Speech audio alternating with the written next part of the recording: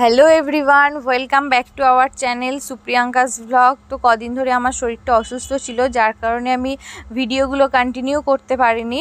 তো আজকে আমার 10 ডেজ চ্যালেঞ্জের ডে 5। তো আমি সুস্থ আছি, খুব ভালো আছি, আশা করছি তোমরাও খুব ভালো আছো। তো আবার একটা নতুন ভিডিও নিয়ে আবার তোমাদের কাছে চলে এসেছি।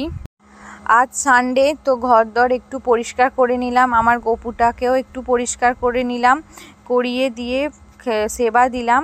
তো তারপর টুকিটাকি কিছু কাজ ছিল যেগুলো আমি করে রেডি হচ্ছিলাম ঝটপট করে। একটা অন্নপ্রাশন বাড়ি আমার ইনভাইট ছিল, আমাদের সবারই ছিল, ফুল ফ্যামিলি।